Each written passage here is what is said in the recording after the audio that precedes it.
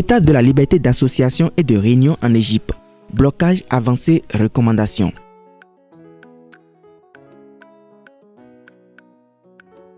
L'état d'urgence est resté en vigueur après l'approbation par le Parlement égyptien d'accélérer à la demande du gouvernement de proroger les effets de la loi sur l'état d'urgence pour 2 années supplémentaires.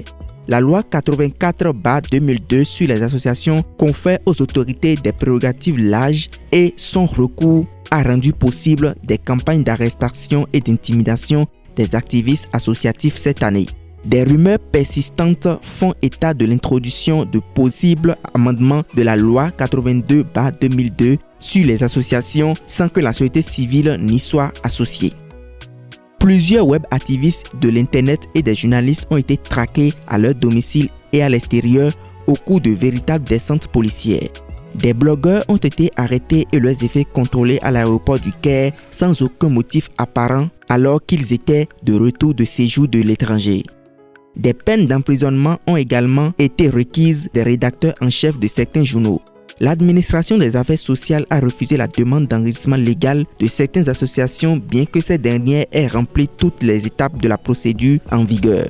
Des passeports ont été confisqués par des autorités pour empêcher certaines personnes ciblées de quitter le pays. Les autorités n'ont donné aucun motif ou justification claire concernant cette arrestation. Les articles de la loi 84/2002 relative aux associations ne contiennent pas de dispositions discriminatoires posant un obstacle à la participation des femmes lors de la création ou du développement des activités d'une association. Néanmoins, la participation politique des femmes en général reste faible pour des raisons sociales et culturelles en relation avec le regard négatif posé sur celles-ci au sein de la société. Les mesures prises par le gouvernement contre les associations des droits des femmes mentionnées ci-avant privent également celles-ci de participer à la vie politique et sociale du pays, et ce en contradiction avec les engagements pris par le gouvernement égyptien pour promouvoir la participation des femmes dans la vie sociale et politique. Mettre fin à l'état d'urgence en vigueur depuis 1981. Agir en conformité avec des dispositions du Pacte international relatif aux droits civils et politiques, ainsi qu'avec les normes et principes annoncés dans les autres instruments internationaux ratifiés par l'Égypte, et prendre en compte la jurisprudence du Comité des droits de l'homme de l'ONU. Rendre effective la séparation entre les 3 pouvoirs et insister sur l'indépendance du judiciaire en tant que pierre angulaire du respect des droits de l'homme. Amender la loi numéro 84/2002 sur les ONG et rédiger de nouvelles dispositions après consultation de toutes les parties concernées pour se conformer aux standards internationaux relatifs à la liberté d'association.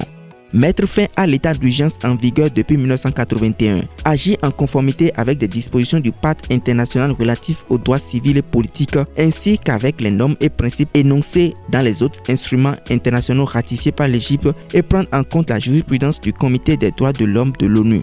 Rendre effectif la séparation entre les droits provisoires et insister sur l'indépendance du judiciaire en tant que pierre angulaire du respect des droits de l'homme. Amender la loi numéro 84/2002 sur les ONG et rédiger de nouvelles dispositions après consultation de toutes les parties concernées pour se conformer aux standards internationaux relatifs à la liberté d'association.